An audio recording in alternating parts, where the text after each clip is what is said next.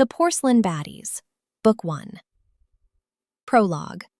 What the Kiln Made. Baltimore has always had ghosts. Not the kind that rattled chains in old row houses off North Avenue, or the pale shapes locals swear drift across the water at Fort McHenry on foggy October nights. Baltimore's ghosts are different. They walk in daylight. They order coffee at diners on Eastern Avenue. They stand on corners in Cherry Hill watching the city breathe like they are memorizing it. They look like women, but they are not. The kiln was discovered in a condemned warehouse in Pigtown, a building so old the deed listed no owner, the city so tired of looking that it had simply stopped. It sat between a shuttered dollar store and a barber shop that had survived every wave of neglect, its hand-painted sign, King's Cuts, bleached nearly white by decades of Maryland sun. When the building inspector finally broke the rusted padlock in November, he found 4 things inside. An industrial kiln, cold and enormous, its mouth sealed with a glaze the color of midnight. A work table laid with brushes made of materials he couldn't identify. 4 porcelain teacups, each painted in a different palette: black and green, blue and silver, red and rose gold, white and platinum, arranged in a perfect square in the center of the room. And a smell. Sweet. Ancient. Like roses left to dry inside a locked room for 100 years. He filed his report, noted the kiln as a fire hazard, recommended demolition, but the building never came down. And 3 weeks later, on the coldest night Baltimore had seen since 1979, the women appeared. Chapter 1. Nova Wakes. The first thing Nova felt was cold. Not the damp, seeping cold of a Baltimore winter that crawls under your coat and settles in your bones. This was different.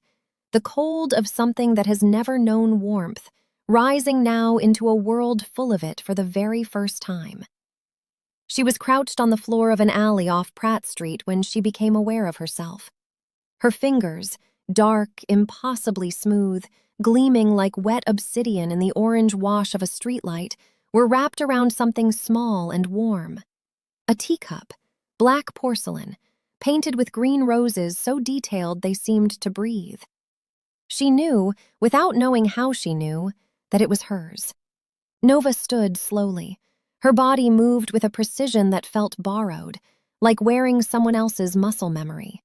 She was tall. Her legs were wrapped in the same dark gloss as her hands, green and white florals tracing up her thighs and across her ribs like vines reclaiming a wall. Her braids, the color of deep forest, threaded with fine gold beads, fell across her shoulder as she looked up. Baltimore looked back at her. The skyline cut sharp against a steel-gray November sky. Harbor cranes stood motionless in the distance. Somewhere 2 blocks east, a bus hissed to a stop. Nova breathed in.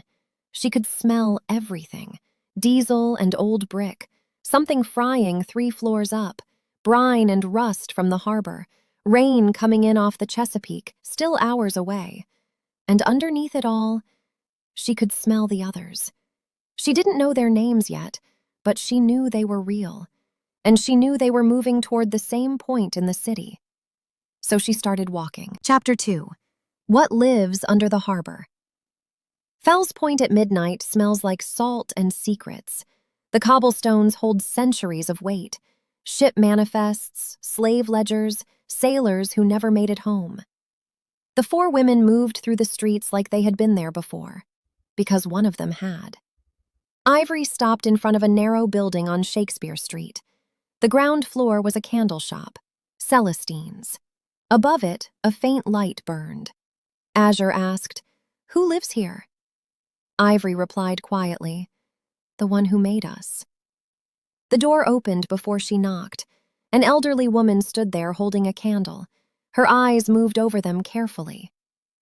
"My girls," she said, "come inside. We have a great deal to discuss." Chapter 3. Roland Park. They took 2 cars, Azure and Ivory in the first, Nova and Rouge in the second. Rouge drove.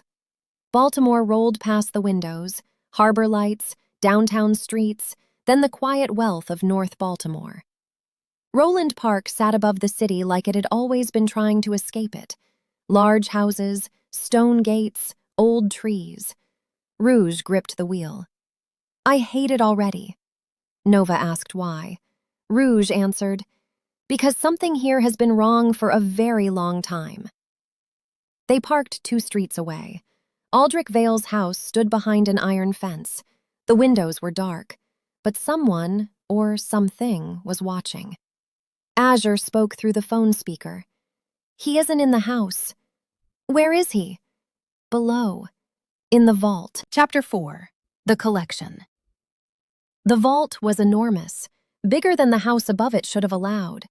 Glass cases lined the walls. Each one contained something strange.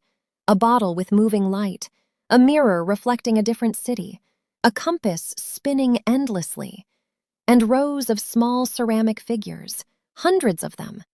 Nova felt sick looking at them. "What are those?" she asked. Ivory answered quietly. "Remnants." "Of what?" "People." In the center of the room stood a marble pedestal. Inside a glass dome sat a stone the size of a fist, the anchor, Baltimore's soul. And standing behind it was the man who stole it, Aldrich Vale. Chapter 5. The Language of Porcelain. Vale held up a shard of porcelain. "There were others before you," he said calmly. "I broke them." The women said nothing. Rouge laughed. "You think we're afraid of breaking?" Nova raised her teacup. The green roses began glowing, then Azure's cup, then Ivory's, then Rouge's. The vault filled with light, green, silver, crimson, platinum. The anchor pulsed in response, because they were made of the same fire. Chapter 6. Blood in the Harbor Water. Vale grabbed the anchor. Energy flooded into him. The women felt it draining from them. Nova stepped forward anyway. "You've been draining this city for 100 years." Vale lifted the anchor. "Come closer and I take everything you have." Nova looked at her cup. Then she placed it on the ground and gave. Energy flowed through the stone floor into Baltimore itself. The anchor flared white. Vale screamed. He dropped it. Rouge caught it. Chapter 7. Undoing a Century. Vale fell to his knees. Without the anchor, he began aging. Rouge held the stone. "It's warm," she said. Ivory nodded. "It's been alone for 100 years." They spent hours undoing Vale's damage, releasing stolen vitality, returning energy to the city. At 3:42 a.m., the vault was empty. The 4 women walked outside. Cold Baltimore air filled their lungs. Rouge asked, "Where does the anchor go?" Ivory answered, "Back to the harbor." Chapter 8. The Harbor Receives. At 4 in the morning, they stood at the edge of the inner harbor. Rouge handed the anchor to Nova. Nova crouched by the water. She thought about Baltimore, its neighborhoods, its struggles, its stubborn hope. Then she released the stone. The anchor sank into the water like a key sliding into a lock. A warm energy spread through the harbor, through the city, through every street. Baltimore breathed again. Chapter 9. What the City Owes. The women stayed. Celestine gave them an apartment above her shop.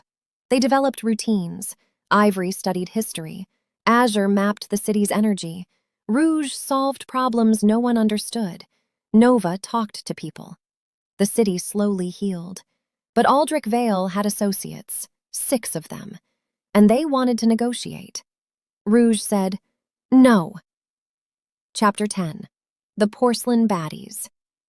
The name appeared online first, a blurry photo, 4 women walking through Baltimore. Caption, "The porcelain baddies were out tonight and I cannot explain what I saw." The name stuck. The city adopted them. Murals appeared. Stories spread. They became something Baltimore claimed as its own. And somewhere in the harbor, 60 feet down, the anchor pulsed. Slow, warm, alive. The city breathed.